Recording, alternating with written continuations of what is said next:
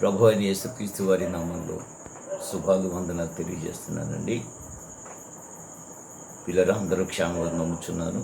నేను కూడా క్షేమంగా ఉన్నాను. అలాగే ప్రతి వర్తమానానికి మీరు అందరూ కూడా సబ్స్క్రైబ్ చేస్తూ ఎంతగానో మమ్మల్ని బలపరుస్తూ మీ ఫోన్ కాల్ ద్వారా మేము ఎంతగానో సంతోషిస్తున్నాం. ఇంకా ఎవరైతే సబ్స్క్రైబ్ చేయట్లేదో వారు కూడా చేయాలని ప్రభు పేరట మనం చేస్తున్నాను. అలాగే దేవుని వాక్యాన్ని కొన్ని నిమిషాలు మనం ధ్యానం చేసుకుందాం. పిల్లరా, క్రైస్తవ జీవితము చాలా పటిష్టంగా ఉండాలి. దేవుడు నమ్ముకున్నాము అంటే పిల్లరా, నమ్ముకున్న నాటి నుండి ఈ లోకాన్ని విడిచే క్షణం వరకు కూడా మనం ప్రభులో స్థిరత్వం కలిగి ఉండాలి. స్థిరత్వం మనకి లేకపోతే మన జీవితం ఆశీర్వాదకరంగా ఉండదు. ఎందులో మనం స్థిరం కలిగి ఉండాలి అనేది చూస్తే దేవుని వాక్యాన్ని మనం చదువుతూ ఉంటే కొన్ని మాటలు మనకి కనపడుతున్నాయి. ఎఫెసీయులకు రాసిన పత్రిక 3వ అధ్యాయము 18వ వచనాన్ని చదువుతున్నాను. ప్రేమయందు వేరుపారి స్థిరపడి సమస్త పరిశుద్ధులతో కూడా దాని వెడల్పు, పొడుగు, లోతు, ఎత్తు ఎంతో గ్రహించుకొనుటకును జ్ఞానమునకు మించిన క్రీస్తు ప్రేమను తెలుసుకొనుటకును తగిన శక్తి గలవారు కావాలనని ప్రార్థించుచున్నాను. ప్రార్థన. మమ్మల్ని మిక్కిలిగా ప్రేమించిన తండ్రి, నీ శ్రేష్టమైన నామను బట్టి స్తోత్రాలు. మీరు ఇచ్చిన లేఖనాలు కొన్ని నిమిషాలు మేము ధ్యానించుచుండగా మీ సన్నిధి ఉంచండి. నీ బిడ్డలకు కావలసిన మాటలు మీరు దయచేయండి.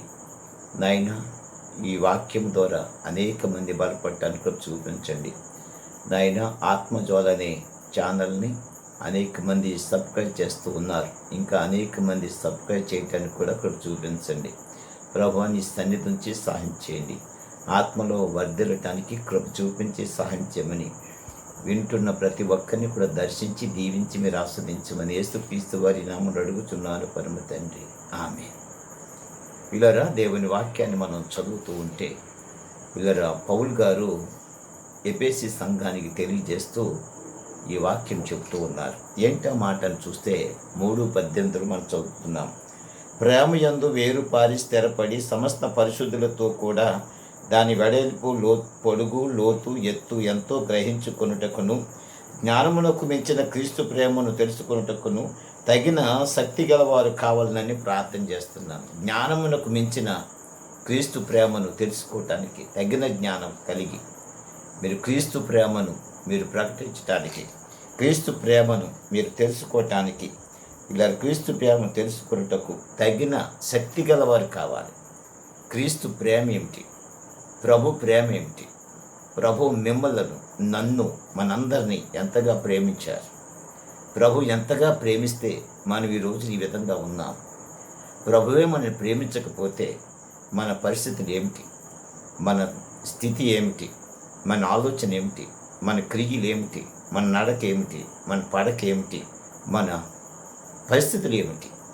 మనం ఆలోచన చేస్తే పిల్లరా, మనం ఎప్పుడు కూడా సమాజంలో సరైన స్థితిలో లేని వారిగా ఉంటాం. కానీ దేవుని ప్రేమ మన మీద ఉంది. మనల్ని ఎంతగానో ఆయన ప్రేమించారు. పిల్లరా, ఆయన ప్రేమ ఎలాంటిదంటే స్థిరమైన ప్రేమ. ఆయన ప్రేమ ఎలాంటిదంటే బలమైన ప్రేమ. ఆయన ప్రేమ ఎలాంటిదంటే మార్చలేని ప్రేమ. ఆయన ప్రేమ ఎలాంటిదంటే కపటం లేని ప్రేమ. ఆయన ప్రేమ ఎలాంటిదంటే దురుద్దేశం లేని ప్రేమ. ఆయన ప్రేమ ఎలాంటిదంటే ఎన్నడూ కూడా మచ్చ లేక ఇలా డాగు లేని ప్రేమ యేసయ్య ప్రేమ. ఆ ప్రేమ ఆయన చేశాడు, చూపించారు. ఇలా మనుషులు కలిగి ఈ లోకంలో పుట్టారు. మానవ రూపంలో జన్మించి, మానవ రూపంగా నడిచి, మానవ రూపంగా ప్రేమించి, మానవ రూపంగా మనందరినీ కూడా ఐక్యతగా చేసి క్రీస్తు రక్తము చేత మనల్ని నింపి ఆయన సొత్తులుగా చేసుకుని స్థిరపరిచి పరిశుద్ధులుగాను పిల్లరా పవిత్రులుగా మార్చుకొని ఆయన ప్రేమను మనందరికీ పంచి ఆయన ఈ లోకం విడిచి వెళ్ళారు. మళ్ళా ఆయన రాబోతున్నప్పుడు ఆయన పంచిన ప్రేమ నీతో కాకుండా నీ సమూహముతో, నీతో ఉన్న వారితో, నీతో ఉన్న గ్రామస్తులతో మనం ప్రేమను పంచుకొని వేరు పారి స్థిరపరచుకోవాలి. ఇలా మన ప్రేమ అక్కడితో ఆగిపోకూడదు, వేరు పారాలి. ఇలా దాని ఎత్తు, దాని లోతు, దాని బలము, దాని స్థితి మనం తెలుసుకోవాలి. అదే వాక్యం చెప్తుంది. పిల్లరా మనతో ఆగిపోకూడదు. చాలామంది నేను చూస్తూ ఉంటాను, పిల్లరా గృహంలో నుంచి ఒక్కరు వస్తారు ప్రభు సన్నిధికి, వారి జీవితాంతం కూడా ఒక్కరితోనే ఉంటారు. పిల్లరా కారణం ఏమిటి అని ఆలోచన చేస్తే గమనించండి పిల్లరా, వారి ప్రేమ, క్రీస్తు ప్రేమ అక్కడితో ఆపేస్తున్నారు. క్రీస్తు ప్రేమ ఆగిపోతే పిల్లరా ఆయన చేసిన త్యాగం ఏమిటి, ఏమవుతుంది? కాబట్టి మనము వేరుపారాలి, స్థిరపడాలి. వాక్యం చెప్తుంది, ఏం చెప్తుందంటే ఇలారా దేవుని ప్రేమయందు వేరుపారి స్థిరపడి సమస్త పరిశుద్ధులతో కూడా దాని వెడల్పు, పొడుగు, లోతు, ఎత్తు ఎంతో గ్రహించుకున్నటకు. ఇలాగా వెడల్పు, పొడుగు, లోతు, ఎత్తు ఇలా గమనించండి, ఎంతో గ్రహించుకోవాలి మనం. ఆయన చేసిన త్యాగం, ఆయన చూపించిన ప్రేమ, లోతు, వెడల్పు వేరుపారాలి. ఒక చెట్టు ఎదగాలంటే భూమిలో తన ఏరుని పార్చుకుంటారు. ఎంత దూరం వెళ్ళిపోద్దంటే భూమి లోపల పిల్లర ఏరు హద్దులు దాటుకుంటూ వెళ్ళిపోతాయి. కానీ నీ క్రీస్తుని నమ్మిన తర్వాత, క్రీస్తుని అంగీకరించిన తర్వాత, క్రీస్తు ప్రేమను నువ్వు ప్రకటించడానికి సిద్ధపడకుండా నీ ప్రేమ హద్దు పెట్టుకుంటున్నావు. హద్దు పెట్టుకునే ప్రేమను దేవుడు నీకు ఇవ్వలేదు. ఏరు పారాలి, స్థిరపడాలి. ఇలారా వెడల్పు, లోతు, ఎత్తు నువ్వు ప్రేమను పెంచుకుంటూ వెళ్ళాలి. ఇలా గమనించండి. అందుకే పౌలు గారు ఖచ్చితంగా చెప్తున్నాడు, ప్రేమలో స్థిరపడండి. మొదట మనం ఏం చేయాలంటే ప్రేమలో స్థిరపడాలి. నువ్వు స్థిరపడి ముందు, ఆ తరువాత స్థిరపడిన తరువాత నీతో ఉన్న సమూహాన్ని ప్రేమతో నింపేయి. గమనించండి ప్రియులారా, ఏదో మనం ఒక్కరు చర్చికి వెళ్తున్నాం, వస్తున్నాం, వాక్యం వింటున్నామంటే కాదు. మనం పిల్లలు అనేక మందికి యేసయ్య ప్రేమను చాటాలి, యేసయ్య ప్రేమను చెప్పాలి, యేసయ్య ప్రేమను చూపించాలి, యేసయ్య ప్రేమ క్రియల్లో చూపించాలి. పిల్లల మాటల్లోనే కాదు, క్రియల్లోనూ కూడా చూపించే బిడ్డలుగా మనం ఉండగలిగినప్పుడు ఆ ప్రేమ లోతు, ఎత్తు, వెడల్పు, పొడవు అంతా కూడా మనకు అర్థమవుతుంది. గమనించండి పిల్లలు, ప్రేమ ఆగిపోకూడదు, సాగిపోవాలి. గమనించండి. దేవుని వాక్యాన్ని మనం చదువుతూ ఉంటే, ఇంకా దేవుని గ్రంథాన్ని మనం చదువుతూ ఉంటే ప్రియులారా, దేవుని సందులో కొలసీలకు రాసిన పత్రిక 3వ అధ్యాయము 14 వచనాన్ని మనం చదువుతూ ఉంటే వాక్యం చెప్తుంది ప్రియులారా. కొలసీలకు రాసిన పత్రిక 3వ అధ్యాయం 14 వచనాన్ని చదువుతున్నది. వీటినన్నిటిపైన పరిపూర్ణతకు అనుబంధమైన ప్రేమను ధరించుకొనుడి. వీటన్నిటిపైన పరిపూర్ణతకు అనుబంధమైన ప్రేమను ధరించు. పరిపూర్ణకు అనుబంధం. నువ్వు పరిపూర్ణం అయ్యావంటే దాని బంధం ఏమిటంటే ప్రేమే. నువ్వు పరిపూర్ణంగా ఉన్నావంటే దాని అర్థం ఏమిటంటే ప్రేమలో పరిపూర్ణం అయ్యావు. ప్రేమలో పరిపూర్ణమైనప్పుడే, దాన్ని ధరించినప్పుడే నువ్వు పరిపూర్ణత అలుగుతావు. పరిపూర్ణత నువ్వు కలగలిగినప్పుడు, పరిపూర్ణత నువ్వు సిద్ధపడినప్పుడు, పరిపూర్ణతగా నువ్వు ఎదుగుతున్నప్పుడు, పరిపూర్ణతగా నువ్వు స్థిరపడినప్పుడు, పరిపూర్ణతగా నువ్వు బలపడినప్పుడు దేవుడు నీ జీవితాన్ని మార్చేస్తాడు, నీ స్థితిగతులు మార్చేసుకుంటాడు. ఒంటరిగా ఎక్కకూడదు పిల్లరా. యేసుప్రభు వారు ఒక ఉపమానం చెప్పారు. విత్తనము చస్తేనే కానీ, ఆ విత్తనము కుళ్ళితేనే కానీ, ఆ భూమిలో అది చివికితేనే కానీ అది పిల్లర మొక్క మొలవదు. మొక్క మొలిసిందంటే పిల్లరది కాయలు కాస్తుంది. ఒకవేళ ఆ విత్తనము చావకపోతే, ఆ విత్తనములో పిల్లర బీజం లేకపోతే అది ఒంటరిగానే ఆ భూమి మీద తిరుగుతూ ఉంటారు. చివరికి వ్యక్తి వచ్చి ఆ విత్తనాన్ని తీసుకెళ్ళి అగ్నిని వేస్తాడు. ఫలితం ఏంటి? అగ్నిలో కాలిపోతాయి. అగ్ని ఆరదు, పురుగు చావదనే నరకంలో పడిపోతున్నావు. ప్రేమను నువ్వు వ్యాపించు పిల్లరా. ప్రేమను వ్యాపించుకుంటూ వెళ్తేనే నీలో గొప్పతనం కనపడుతుంది. నీ ఇంటికే సరిహద్దు చేసుకోకూడదు. మొదట నీ ఇంటిలో నీ ప్రేమను ప్రకటించు. మొదట నీ ఇంటిలో ప్రేమను బలపరచు. మొదట నీ ఇంటి వారికి ప్రేమను చూపించు. ఆ తరువాత నీ ఇంటి తరువాత పక్క ఇంటికి నువ్వు చూపించాలి. పరిపూర్ణంగా నువ్వు ఎదగాలి. పరిపూర్ణత కావాలంటే నువ్వు ప్రేమలో ఎదగాలి. వీళ్ళ రెండో మాట మనం చూస్తే సమాధానంగా స్థిరపడాలి. సమాధానంలో మనం స్థిరపడాలి. యెషయా గ్రంథము 26వ అధ్యాయము 12వ వచనాన్ని చదువుదాం. పిల్లలు గమనించండి. యెషయా గ్రంథము సమాధానమందు స్థిరముగా ఉండమని వాక్యం చెప్తుంది. పిల్లలు యెషయా గ్రంథము ఇలా 26వ అధ్యాయము మనం చదువుతూ ఉంటే పిల్లరా వాక్యం ఖచ్చితంగా చెప్తున్న మాట ఏమిటని గమనిస్తూ ఉంటే వాక్యం చెప్తుంది. పిల్లరా 12వ వచనం, యెహోవా నీవు మాకు సమాధానము స్థిరపరచుదువు, నిజముగా నీవు మా పక్షము నుండి మా పనులన్నిటినీ సఫలపరచుదువు. సమాధానము స్థిరపరచుదు. ప్రేమలో నువ్వు స్థిరపడాలి. 2 సమాధానంగా నువ్వు స్థిరపడాలి. సమాధానం ప్రభు నీకు ఇస్తాడు. ఇది శరీర సంబంధం కాదు, ఇది ఆత్మ సంబంధమైనది. సమాధానం అనేది ఎక్కడి నుంచి వస్తుందంటే ప్రభు దగ్గర నుంచి వస్తుంది. లోకం ఎవరు కూడా నీకెవరు. లోకస్తులు నీకు ఎవరన్నా ఇవ్వాలంటే పిల్లరా ఏమన్నా వస్తువులు ఇవ్వచ్చేమో, లేక ఏమన్నా నిందలు ఇవ్వచ్చేమో, లేక ఎవరైనా రకరకాల మాటలు అనొచ్చేమో. కానీ పిల్లరా ప్రభు ఇచ్చేది నీకు సమాధానంలో స్థిరపరుస్తాడు. ప్రేమ అనేది లేకపోతే సమాధానం ప్రభు నీకు ఇవ్వడు. ప్రేమ అనేది ఫస్ట్ మెట్టు. రెండోది సమాధానం. ప్రభు దగ్గర నుంచి వస్తుంది సమాధానం. ఆ సమాధానం స్థిరపరచబడుతుంది. స్థిరపరచదువు అంటాడు. నీ హృదయంలో సమాధానం స్థిరపరుస్తాడు ప్రభు. పిల్లరా ఎప్పుడైతే సమాధానం స్థిరపరుస్తాడో అప్పుడు మనం అందరితో కూడా సమాధానంగా ఉండగలుగుతాం. నీకే సమాధానం లేకపోతే, వాక్యం వింటున్న నా ప్రియ సహోదరి సహోదరుడా, నీకే సమాధానం లేకపోతే, నీకు ప్రేమ లేకపోతే సమాధానం ఉండదు. ప్రేమ అనేది ఉంటే దేవుని యొద్ద నుండి సమాధానాన్ని స్థిరపరుస్తాడు. ప్రేమలో స్థిరపడండి, సమాధానం ప్రభు నీకు ఇస్తాడు. నాకు తెలిసిన సహోదరి ఉంది. పిల్లరా ఎవరిని ప్రేమించదు. గంటల తరబడి ప్రార్థన చేస్తూ ఉంటారు, కానీ ప్రేమ అనేది ఎవరికి చూపించదు. కుటుంబస్తులు కూడా చూపించదు. కఠినంగా ప్రవర్తిస్తూ ఉంటారు. ప్రతిరోజు సాక్ష్యం చెప్తుంది, అయ్యా నా కుటుంబ పరిస్థితి బాగోట్లేదు, నా కుటుంబ పరిస్థితి బాగోట్లేదు. ఎలా బాగుంటాయి? ప్రేమ అనేది నీ జీవితంలో లేదు. రెండవది పైనుంచి అనగా ప్రభు దగ్గర నుంచి సమాధానం స్థిరపరచబట్టలేదు. ప్రేమ అనేది నువ్వు స్థిరపరచుకుంటే ప్రేమ అనేది నీలో నుంచి పుట్టాలి. అప్పుడు సమాధానం అనేది క్రీస్తులో నుంచి వస్తుంది. సమాధానం స్థిరపరుస్తావు. యెషయా గ్రంథము 26వ అధ్యాయం 12వ వచనం, సమాధానము స్థిరపరచుదువు అంటాడు. యెహోవా నీవు మాకు సమాధానం స్థిరపరుస్తావు. దేవుడు సమాధానం స్థిరపరుస్తాడు.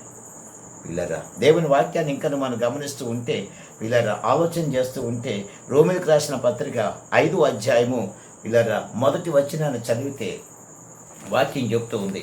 రోమీయులకు రాసిన పత్రిక 5వ అధ్యాయము 1వ వచనాన్ని మనం చదువుతూ ఉంటే ఒక అద్భుతమైన మాట అక్కడ బయలుపరుస్తుంది. పిల్లరా 5వ అధ్యాయము రోమీయులకు రాసిన పత్రిక 5వ అధ్యాయములో మనం చదువుతున్నాం. కాబట్టి విశ్వాస మూలమున మనము నీతిమంతులముగా తీర్చబడి మన ప్రభు అయిన యేసుక్రీస్తు ద్వారా దేవునితో సమాధానము కలిగి ఉందుము.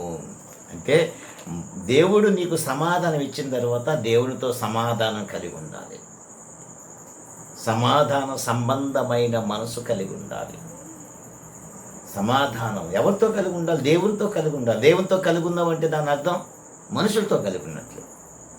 మనుషులతో నువ్వు సమాధానం లేకపోతే దేవునితో నువ్వు సమాధానం ఉండలేదు.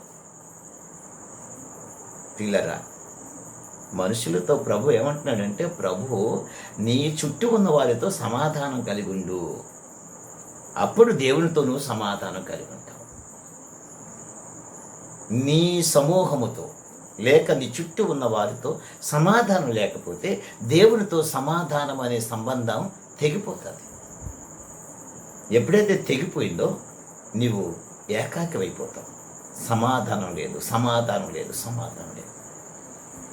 దేశాలు తిరిగినా, ప్రాంతాలు తిరిగినా, చుట్టుపక్కల పరిస్థితులకు వెళ్ళినా సమాధానం నీకు రాదు. ఎందుకంటే ప్రభు వాక్యం చెప్తుంది, దేవుడితో సంబంధం తెగిపోయింది, మనుషులతో సంబంధం తెగిపోయింది. సమాధానం కలిగి ఉండాలి. సమాధానంలో దేవుడు స్థిరపరుస్తాడు. ఎప్పుడైతే దేవుడు నీకు సమాధానం స్థిరపరుస్తాడో దేవునితో నీకు సమాధానం ఏర్పడుతుంది. పిల్లరా, దేవుడితో నీకు సమాధానం ఏర్పడినప్పుడు నీవు దేవుని బిడ్డవుగా మారిపోతావు. నువ్వు ఎక్కడికి వెళ్ళినా అందరూ కూడా నేను ప్రేమిస్తారు. ఎందుకంటే దేవునితో నువ్వు సమాధాన పడి ఉన్నావు. దేవునితో సమాధానం లేకపోతే నువ్వెక్కడికి వెళ్ళినా నీకు విరోధమే తొలుగుతుంది. నువ్వే స్థలానికి వెళ్ళినా నీకు ఎదురయ్యే సమస్యలన్నీ నీకు సమాధానం లేకుండా చేస్తాయి. అందుచేతనే మనం ఏ విధంగా ఉండాలంటే దేవునితో సమాధానం కలిగి ఉండాలని వాక్యం చెప్తుంది.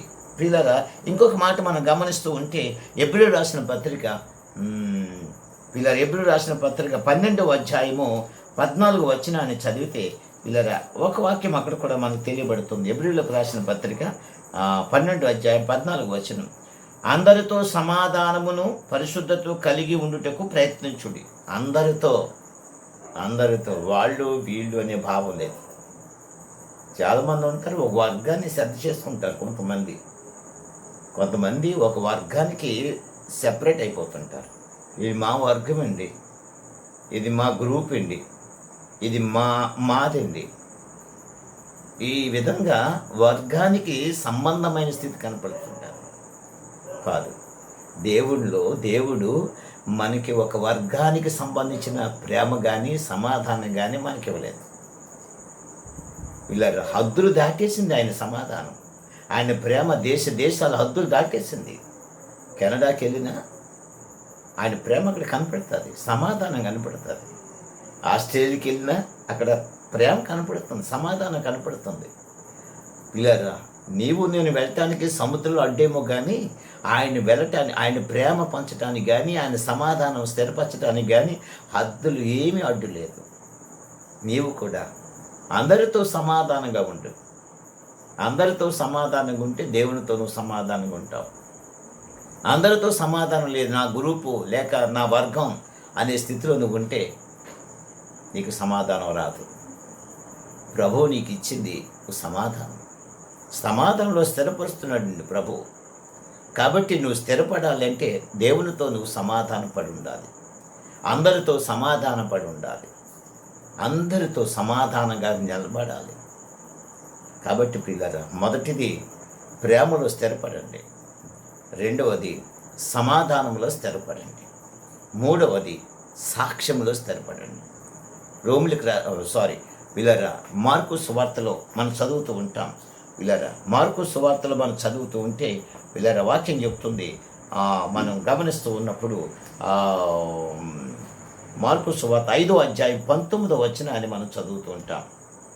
5వ అధ్యాయము 19వ వచనాన్ని మనం చదువుతూ ఉంటే ఒక వాక్యం కనపడుతూ ఉంది. పిల్లరా 19వ వచనం, ఆయన వారికి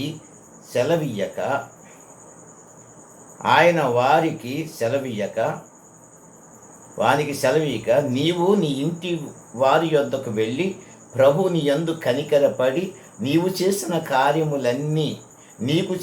కార్యములన్నిటినీ వారికి తెలియచెప్పుమనెను. నువ్వు వెళ్ళు. ఎవరి గురించి చెప్తున్నాడంటే పిల్లరా, ఇక్కడ ఒక ఆయన వచ్చాడు. వారి సముద్రం అద్దరున్న గెరాసేనుల దేశమునకు ప్రభువారు వచ్చారు. ప్రభువారు వచ్చిన తర్వాత అక్కడ సేన అని ఒక దెయ్యం పట్టిన ఒక వ్యక్తి ఉన్నాడు. నిత్యము కేకలేస్తున్నాడు. సమాధుల్లోనే ఆయన నివాసం. ఇలారా అయితే ఆయన ఒంటి మీద బట్టలే ముంచుకోవట్లేదు, నిత్యము కేకలేస్తున్నాడు. అరుపులు. ఆ గ్రామస్తులందరూ కూడా భయపడిపోతున్నారు. ఆ ఇంటి వారు తీసుకెళ్ళి గొలుసులతో కట్టేశారు ఇంట్లో. కానీ ఆ గొలుసులను తెంపుకుని సమాధుడిలోకి వచ్చేసాడు. కేకలేస్తుంటే అందరూ హళ్ళిపోతున్నారు. విచిత్రం ఏమిటంటే ఒకరోజు ప్రభు వారు ఎదురైపోయాడు. ఎదురైన తర్వాత ఆ ప్రభు వారితో ఏం చెప్తున్నాడంటే, సర్వోన్నతుడా నాతో నీకేం పని అని అడుగుతున్నాడు. అంటే సర్వోన్నతుడని ఎవరికి తెలిసిందంటే దెయ్యానికి తెలిసిపోయాయి. గొప్పవాడని, పరిశుద్ధుడని, ఆశ్చర్యకరుడని, మహాదేవుడని, ఆశ్చర్యకార్యాలు చేసేవాడని ఎవరికి తెలిసాయంటే దెయ్యానికి తెలిసినాయి. కానీ ఈ లోకంలో ఇంకా చాలామందికి ప్రభువు ఎలాంటి వాడో గమనించలేదు, గుర్తించలేకపోతున్నారు. ఇప్పటికీ కూడా చాలామంది ఏమనుకుంటున్నారంటే ఇలా ఇతర దేశాల నుంచి వచ్చిన దేవుడు అని చెప్తున్నారు, ఇంగ్లీషుల దేవుడు అని చెప్తున్నారు. కాబట్టి చాలామందిని మనం చూస్తూ ఉంటాం. పరాయి దేశం నుంచి వచ్చిన దేవుడిని మనం ఆరాధించడం ఏంటంటారు. గమనించండి, పరాదేశం నుంచి రాలేదు ప్రియులారా. గమనించండి, ఆసియా ఖండం నుంచి వచ్చారు. ఆసియా ఖండం ఇండియా దేశంలోనే ఉంది. అలాంటి ప్రభువుని పిల్లరా ఏ దేశమైనా నువ్వు బాగుపడటానికి, నీ పాపాన్ని కడగటానికి అని వచ్చాడు. కాబట్టి ఏ ప్రాంతం నుంచి వచ్చినా, ఏ దేశం నుంచి వచ్చినా, ఏ స్థితి నుంచి వచ్చినా, ఏ పరిస్థితి నుంచి వచ్చినా, ఏ భాష నుంచి వచ్చినా, ఏ పరిస్థితుల నుంచి వచ్చినా నిన్ను బాగు చేయటానికి వచ్చాడు. అది నువ్వు గమనించు. నిన్ను కడగటానికి వచ్చాడు, ఆయన గుర్తించు. నీ పాపాన్ని తీసివేయటానికి వచ్చాడు, అది నీ మైండ్లో పెట్టుకో. నిన్ను బాగు చేయటానికి లోకంలో ఎవరు కూడా లేరు. నేను సరి చేయటానికి లోకంలో ఎవరు కూడా రారు. నువ్వేమన్నా పడిపోతే జారిపోతే, ఓడిపోతే, పాడైపోతే హేళన చేసేవాళ్ళు ఉన్నారు, కానీ నిన్ను బాగు చేసేవారు ఎవరో లేరు. కానీ యేసయ్య నిన్ను బాగు చేయడానికి వచ్చాడు. నిన్ను పరిశుద్ధుడిగా మార్చడానికి, పవిత్రుడిగా మార్చడానికి ఆయన రక్తమంతా కాచి నీ కొరకు ప్రాణం పెట్టడానికి వచ్చాడు. నిన్ను ఎంతగా ప్రేమిస్తున్నాడో దీన్ని బట్టి నువ్వు అర్థం చేసుకోవాలి. గమనించండి పిల్లరా. కానీ ఆ దేశానికి వచ్చిన ఆ దెయ్యము అనగా సేన అనే దెయ్యాలు పట్టిన వ్యక్తి ఇలాగా యేసుప్రభు దగ్గరికి ఎదురొచ్చినప్పుడు, సర్వోన్నతుడా నాతో నీకేం పని అని అడుగుతున్నాడు. నువ్వెవరు అని అడుగుతుంటే ఆయన అంటాడు, నేను సేన. పిల్లరా, సేన అని చెప్పిన తర్వాత వెంటనే ప్రభువారి మాట్లాడకముందే ప్రార్థన చేస్తుందంట, బ్రతిమాలుకుంటుందంట. అయ్యా బోధకుడా, అయ్యా నా ప్రభువా, అయ్యా పరిశుద్ధుడా, అయ్యా సర్వోన్నతుడా, నన్ను ఈ మనుషుల్లో నుంచి వెళ్ళిపోమని మాత్రం అనొద్దు. ఒకవేళ వెళ్ళిపోమంటే అదిగో అక్కడ పందుల గుంపులు ఉన్నాయే, ఆ గుంపులోకి నన్ను పంపయ్యా అని ప్రాధేయపడి ప్రార్థన చేస్తూ మోకరించి అడుగుతుందంట. గమనించండి, ప్రార్థన చేస్తుంది. చాలామంది అంటారు, చాలా నన్ను కూడా అడిగారు, ఒక దెయ్యం చెప్పితే ప్రభు చేయటం ఏంటి? దెయ్యం చెప్పలేదు, ప్రార్థన చేస్తుంది, ప్రభుని బతిమారుకుంటుంది. ఆ దెయ్యాలు ఆ పందుల్లోకి మనం పంపించడయ్యా అని బతిమారుకుంటున్నప్పుడు సాతానా ఆ పందులకు పొమ్ము అని ఆజ్ఞ ఇచ్చాడు. ఆజ్ఞ ఇచ్చిన వెంటనే ఆ పందుల్లోకి వెళ్ళిపోతే ఊపిరి సరుపుక ఇలాగా అక్కడున్న పందులన్నీ కూడా చచ్చిపోయినట్లు మనం చూస్తాం. ఇది చూసిన వారందరూ కూడా, ఆ పందుల కాపర్లు కూడా పరుగు ఊళ్ళోకి వెళ్ళి ఆ గ్రామంలోకి అందరినీ తీసుకొచ్చారు. ఆ ప్రజలందరూ కూడా చూశారు, ఇవంతా చూశారు. ఏంటి, ఎప్పుడు కూడా వస్త్రాన్ని ఉంచుకోలేని వాడు, ఒంటి మీద బట్టను కూడా కాపాడుకోలేని వాడు ఇప్పుడు వస్త్రాలు కట్టుకుని ఉన్నాడేంటి అని ఆశ్చర్యంగా చూస్తున్నారు. ఆనాడు ప్రతిరోజు కేకలేసేవాడు, ఇప్పుడు కేకలేడేంటి? ప్రతిరోజు అరిసేవాడు, ఇప్పుడు అరట్లేదేంటి అని ఒక ఆలోచన. ఆ ప్రజలందరికీ ఒక ఆలోచన. ఇలాగా ఆ భయంకరమైన పరిస్థితి చూసిన తర్వాత వారు ఏమంటారంటే, అయ్యా మా గ్రామం నుంచి విడిచిపోండి అంటారు. ఇలా ఆ తరువాత ఆయన వెళ్ళిపోతూ ఆ దెయ్యం పట్టిన వాడు సుఖంగా, సంతోషంగా, పిల్లరా నెమ్మదిగా, సమాధానంగా ఉంటున్నప్పుడు అతనితో ఈ మాట చెప్తున్నాడు, నువ్వు వెళ్ళి నీ ఇంటి వారికి దగ్గరికి వెళ్ళి, ప్రభు నీ మీద కనికరి పడి ఈ పనులు చేశాడని నీ ఇంటి వారికి సాక్ష్యం చెప్పు. దేవుని స్తోత్రం. ఇలా ఎంత గొప్ప భాగ్యం అండి, సాక్ష్యం చెప్పు. ఇంటి వారికి ఎందుకు చెప్పమన్నాడు? అక్కడున్న వారు అందరికీ చెప్పమనలేదు అన్నారు కదా. ముందు నీ ఇంటి వారికి సాక్ష్యం చెప్పు, ఆ తరువాత బయటికి నువ్వు వెళ్ళు. ఇంటి వారికి కొంతమంది సాక్ష్యం చెప్పరు, నువ్వు సాక్షిగా ఉండాలి ఇంట్లో. నిన్ను బట్టి నీ కుటుంబం మారాలి, నిన్ను బట్టి నీ స్థితిని బట్టి, నీ నడకను బట్టి, నీ పడకను బట్టి, నీ క్రియలను బట్టి, నీ ఆలోచన బట్టి, నీ మాటను బట్టి నీ ఇంటి వారు మారాలి. నీ ఇంటి వారు మారలేదంటే దాని అర్థం నువ్వు ఇంకా మారు మనసు లేదన్నమాట. నీవు దేవునికి ఇష్టంగా నడవట్లేదన్నమాట. బయటకు ఒక రూపం ఉంది, లోపల ఒక రూపం ఉందన్నమాట. బయట ఒక మాట ఉంటుంది, ఇంట్లోకి వెళ్ళినప్పుడు ఇంకో మాట ఉంటుందన్నమాట. బయటకు ఒక నడక ఉంది, లోపల ఇంకో నడక ఉందన్నమాట. బయటకు ఒక క్రియలు ఉన్నాయి, లోపల ఒక క్రియలు ఉన్నాయన్నమాట. బయటకు ఒక చూపు ఉంది, లోపల ఒక చూపు ఉందన్నమాట. ఇలారా చూస్తారా, నీ ఇంటి వారిని మార్చుకో అంటున్నాడు ప్రభు. నా ప్రియ వాక్యం వింటున్న నా ప్రియ తల్లి, నా ప్రియ చెల్లి, నా ప్రియ సంగమా, మీరు కుటుంబస్తుల్ని మార్చుకున్నారా? ఇంకా మా ఆయన మారలేదండి అంటావా? ఇంకా మా పిల్లలు మారలేదంటావా? అంటే నీవు పైకి భక్తిగా ఉంటున్నావు కానీ ఇంట్లో భక్తి లేదన్నమాట. పైకి నడుస్తున్నావు కానీ లోపల నడట్లేదన్నమాట. పైకి బయటి వారికి చూపెడుతున్నావు నీ ప్రార్థనా జీవితం, నీ ప్రేమ జీవితం, నీ పరిస్థితులు, దేవుడు నమ్ముకున్న బైబిల్ పట్టుకుని చూపెడుతున్నావు తప్ప ఇంటికి వెళ్ళేటప్పటికి ఆ ప్రేమ నీకు లేదు, ఆ చూపు లేదు. నీ ఇంటి వరకు చూపించలేకపోతున్నావు. గమనించండి. కానీ ప్రభు వారు చెప్తున్నారు, నువ్వు వెళ్ళి సాక్షిగా చెప్పు నీ ఇంటి వారికి. దేవునికి స్తోత్రం. పిల్లరా, యోహాను సువార్త 4వ అధ్యాయము, పిల్లరా యోహాను సువార్త 4వ అధ్యాయంలో మనం చూస్తున్నాం. 29వ అధ్యాయంలో మనం చదివితే మరొక మాట కనపడుతుంటుంది.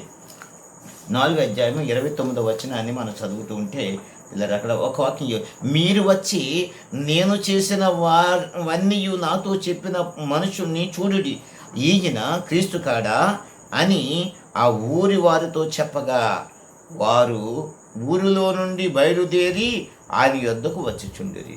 ఒక స్త్రీ, సమరయ స్త్రీ అంటారు ఈమెని. వీళ్ళారు గమనించండి. ఈమె ఎక్కడి నుంచి వచ్చిందంట? వీళ్ళారు గమనించండి. సమరయ స్త్రీ అని చెప్తుంటారు. ఈ సమరయ స్త్రీ గురించి మనం ఆలోచన చేస్తూ ఉంటే ప్రియమైన వల్లరా, ఆమె పాపాత్మురాలు. ఎంత పాపాత్మురాలు అంటే మిట్ట మధ్యాహ్నం బావి దగ్గరికి వస్తుంది. పాపాత్మురాలు అనే స్త్రీ పిల్లరా పాపంలోనే జీవిస్తుంది. ఒకరు కాదు, ఇద్దరు కాదు, ముగ్గురు కాదు. ప్రభువారు చెప్పారు, ఇప్పుడు కాకుండా ఉన్నవాడు 5గురు ఉన్నారు నీకు పెనిమిటి అని చెప్పారు. 5గురు మోసం చేస్తుంది. నీతోటే నేను ఉంటున్నానని చెప్తుంది, కానీ పక్కడితో ఉంటుంది. పక్కడితో కూడా అంటుంది, నీతోటే ఉంటున్నాను, నువ్వు తప్ప నాకు ఎవరు తెలియదు అంటుంది. మరి ఇంకొకరితో ఉంటుంది. వాడితో కూడా అంటుంది, నీవు తప్ప నాకు ఎవరు తెలియదు అంటుంది. మరి ఇంకొకరితో ఉంటుంది. వాడితో కూడా అంటుంది. 6గురితో వ్యవహారం చేస్తుంది. పొద్దున్న వచ్చేవాడు సాయంకాలం వచ్చాడు, మధ్యాహ్నం వచ్చాడు, సందపూట వచ్చినాడు. పిల్లరా మధ్యాహ్నం ఈవినింగ్ అనే పరిస్థితులు రప్పించుకుని పాపంలో ఉండిపోయింది. మీకు తెలుసా, పాపము పిల్లరా చేసేవారికి ఎంత ఘోరమైన శిక్ష ఉంటుందో. వారు అనుకుంటారు మేమేదో మోసం చేస్తున్నాం అనుకుంటారు. ఎవరికి తెలియట్లేదు కదా మేము చేస్తున్న పని అనుకుంటారు. కానీ విచిత్రం ఏమిటంటే నీ జీవితాన్ని నువ్వు బాగు చేసుకోకుండా పాడు చేసుకుంటున్నావు. ఎవరినో మోసం చేయట్లేదు, నువ్వు నీకు నీవే మోసపోతున్నావు. సిగరెట్ కాల్చి పిల్లరా వాళ్ళకి వీళ్ళకి భయపడి నువ్వు దొంగసాటి నువ్వు కాల్చవచ్చు. కానీ నీ శరీరంలో పాడైపోతుందన్న సంగతి మర్చిపోకు. నువ్వు తాగుతున్నప్పుడు నీ ఇంట్లో కూర్చుని ఎవరికి తెలియకుండా తాగొచ్చు. కానీ నీ శరీరం అవయవంలో నీకు నువ్వే పాడు చేసుకుంటావు అన్న సంగతి మర్చిపోకు. ఈమె పాపం చేస్తుంది, 6గురితో పాపం చేస్తుంది. కానీ ఈమె అనుకుంటుంది ఎవరికి తెలియదు అనుకుంటుంది. కానీ ఈమె జీవితం ఈమె పాడు చేసుకుంటుంది అన్న సంగతి గమనించుకోలేకపోతుంది. అందుకే ప్రభువారు మెట్ట మధ్యాహ్నం ఎండ తగులుతున్న వేళ బావి దగ్గర కూర్చొని ప్రభువారు ఆమెతో మాట్లాడుతున్నాడు. అమ్మ కొంచెం దాహం ఇవ్వా అడుగుతుంటే, అయ్యా మీరు యూదుల్లో ఉన్నారు, మేము సమరీయులు, మీకు మాకు పొత్తు కుదిరితే అంటున్నాడు. సమరీయులు అంటే ఎవరంటే యూదులకి అన్యులకి పుట్టిన పిల్లలే సమరీయులు. కాబట్టి మీకు మాకు పొత్తు కుదరదు కదా, ఎలా నీళ్ళు అడుగుతున్నావు అని అడిగింది. అమ్మా నువ్వు ఇచ్చిన నీళ్ళు దాహం, మళ్ళీ నేను దాహం కొంటాను. కానీ నేను ఇచ్చిన నా దగ్గర కూడా నీళ్ళు ఉన్నాయి, నేను ఇచ్చిన నీళ్ళు తాగిన వాడు మళ్ళీ ఎన్నాడు కూడా దప్పుకుండు. అయ్యా ఆ నీళ్ళు నాకు ఇమ్మని అడిగింది. అడిగితామంట ఆయన అంటాడు, అమ్మ నీ పెళ్ళిమిటి తీసుకురా. అయ్యో నాకు ఇంకా పెళ్లి కాలేదు. నాకు నీకు నిజమే చెప్పవమ్మా, పెళ్లి కాలేదు, కానీ ఇప్పుడున్నవాడు కాకుండా 5గురు పెళ్ళిమిట్లు ఉన్నారు నీకు అని చెప్పాడు. అయ్యో మీకు ఎలా తెలుసు, నువ్వు మెస్సీవా అని అడిగింది. వెంటనే ఆ కొండను అక్కడ విడిచిపెట్టి ఆ దేశానికి, ఆ ప్రాంతానికి, లేదా ఆ గ్రామానికి వెళ్ళి వారందరి ప్రజలు నాతో నేను చేసిన వాడిని, నాతో చెప్పిన వాడిని చూద్దరుగా రండి, ఆయన మెస్సీ కదా, ఆయన క్రీస్తు కాడా రండి అని సాక్ష్యం చెప్తుందండి. ఆమె మాటలు విన్న వారందరూ కూడా, ఆ ఊరిలో ఉన్న వారందరూ కూడా పరుగుని బావి దగ్గరికి వచ్చేసారంట. దేవునికి స్తోత్రం. సాక్ష్యములో స్థిరం ఉండాలి పిల్లల, స్థిరత్వత కలిగి ఉండాలి. దేవుని వాక్యాన్ని మనం చదువుతూ ఉంటే పిల్లల, సాక్ష్యములో నువ్వు స్థిరత్వం కలిగి ఉండాలి పిల్లల. సమాధానంలో దేవుడు నీకు స్థిరం ఇస్తాడు. ప్రేమలో నువ్వు స్థిరం కలిగి ఉండాలి పిల్లల. 3 మాటలు నీకు బోధిస్తున్నా పిల్లల. మరొక మాట మనం చూస్తూ ఉంటే, వాక్యాన్ని మనం చదువుతూ ఉంటే పిల్లలు, కొరింథీయులకు రాసిన పత్రిక 1వ అధ్యాయము 5వ వచనాన్ని మనం చదివితే వాక్యం చెప్తుంటారు పిల్లలు. కొరింథీయులకు రాసిన పత్రిక 1వ అధ్యాయము 5వ వచనాన్ని మనం చదువుతూ ఉంటే, 1 కొరింథీయులకు రాసిన పత్రిక 1వ అధ్యాయము 5వ వచనాన్ని మనం చదువుతుంటే అక్కడ అంటాడు, క్రీస్తును గూర్చిన సాక్ష్యము మీలో స్థిరపరచబడినందున ఆయన యందు మీరు ప్రతి విషయములోను, అనగా సమస్త ఉపదేశములోను సమస్త జ్ఞానములోను ఐశ్వర్యవంతులైతిరి. గమనించండి, క్రీస్తును గూర్చిన సాక్ష్యము మీలో స్థిరపరచబడినందున. క్రీస్తును గూర్చిన సాక్ష్యము మీలో స్థిరపడాలి. ఎక్కడికి వెళ్ళినా క్రీస్తు గురించి సాక్ష్యం చెప్పాలి. ఒక తల్లి చెప్తుంది, పుట్టింటికి వెళ్తానంట, వీళ్ళరా చక్కెర ఎట్టుకుని వెళ్తుందంట. అదేంటమ్మా అన్నది. అక్కడైతే మరి మేము క్రీస్తు అని చెప్పుకోకూడదండి, ఇక్కడైతే చెప్పుకుంటాం. అదేం మాట, అదేం పద్ధతి? కొంతమంది ఉంటారు, బయటికి వెళ్తే అన్యులు, చర్చికి వస్తే క్రైస్తవులు. వీళ్ళరా అదేం పద్ధతి? అంటే వాళ్ళు ఇంకా దేవునికి హృదయం ఇవ్వలేదు. ఇలా స్థిరం ఉండాలి, నీ సాక్ష్యం స్థిరం ఉండాలి. సమాధానం దేవునికి స్థిరమిస్తాడు. ప్రేమలో నువ్వు స్థిరపడితే దేవుడి సమాధానం నీకు ఇస్తాడు. సమాధానం నువ్వు స్థిరపడితే సాక్షిగా అది ఉండగలుగుతావు. ఒకదానికొకటి లింక్ అయి ఉంటారు. కాబట్టి నా ప్రియ సంగమా, వాక్యం వింటున్న నా ప్రియ సహోదరి సహోదరుడా, ప్రియ దేవుని రక్తం చేత కడగబడిన జనాంగమా, మనం దేవుని బిడ్డలుగా ఉందాం, దేవునిలో బలపడతాం, ప్రేమ కలిగి ఉందాం. ప్రేమతో వేరుపారి విస్తరించి బలపడి స్థిరపరుస్తాం. ప్రేమలో సమాధానంగా ప్రభుతో సమాధానం ఉందాం, అందరితో సమాధానం పడతాం, సమాధానం స్థిరపరుస్తాం, సమాధానంలో స్థిరపడి ఉండాలి. ఇలా 3వ మాట, సాక్ష్యము. నువ్వెక్కడికి వెళ్ళినా ప్రభు సాక్షిగా నువ్వు ఉండాలి. ఏ స్థలంలో ఉన్నా ప్రభుని సాక్షిగా నిలబెట్టుకో. నీ జీవితాన్ని ఆయన బాగు చేస్తాడు, నీ జీవితాన్ని ఆస్వాదిస్తాడు. అట్టి కృప నీకు నీ బిడ్డలకి కలగాలని కోరుకుంటూ దేవుడిచ్చిన మాటలు ముగిస్తున్నాను. దేవుడు దీవించి ఆస్వాదించును గాక. ఆమె ప్రార్థన చేసుకుందాం. పరిశుద్ధుడైన తండ్రి, నీ ఘనమైన నామాన్ని బట్టి స్తోత్రాలు. ఎంతవరకు మా మధ్య మీరున్నారు, మాతో మీరున్నారు. మీ మాటలు మాకు వినిపించావు ప్రభువా. నాయన విన్న మాటలు సాతాను ఎత్తుకుపోకుండా వారి దేహాలు నింపండి, ఫలింపచేయండి ప్రభువా. మమ్మల్ని స్థిరపరచండి నీ సాక్షులుగా. నాయన నీ పట్ల మేము సాక్ష్యం చెప్పే వారిగా స్థిరపరచండి. మీలో మేము స్థిరపడి సమాధానంగా ఉండటానికి సహాయం చేయండి. మేము అనేక మందికి ప్రేమను పంచేవారిగా ఉంచడానికి సహాయం చేయండి. ప్రేమను పంచితే ఇంకా ఎక్కువ అవుతుంది ప్రభువా. అలాంటి ప్రేమను పంచేవారిగా ఉండటానికి కృప చూపించి సహాయం చేయమని నాయన ప్రతి ఒక్కరు, వాక్యం విన్న ప్రతి ఒక్కరు కూడా నాయన ఆ విధంగా ఉండటానికి కూడా సహాయం చేయమని. సంఘాలను బలపరచండి, సరిహద్దులు విశాలపరచండి. అనారోగ్యం వారికి ఆరోగ్యాలు ఇవ్వండి, బలహీనకున్న వారికి బలం ఇవ్వండి, హాస్పిటల్ ఉన్న వారికి స్వస్థత ఇవ్వండి. నాయన ప్రతి కుటుంబాన్ని, ప్రతి వ్యక్తిని కూడా దర్శించి సహాయం చేసి మీ తండ్రి తెలుసుమని యేసుక్రీస్తు వారి నామంలో మిక్కిలి బతిమాలి వేడుకొంచున్నాను పరమ తండ్రి. ఆమేన్. తండ్రి యొక్క ప్రేమ, కుమారి యొక్క కృప, పరిశుద్ధాత్మ యొక్క సహవాసం కూడిన మనకి అందరికీ, లోకంలో పరిశుద్ధులకు మాకు సదాకాలం దేవుని ఆత్మ తోడే ఉండునుగాక. ఆమేన్. God bless you. దేవుడు మిమ్మలను బహుగా దీవించునుగాక. ఆమేన్. Praise the lord.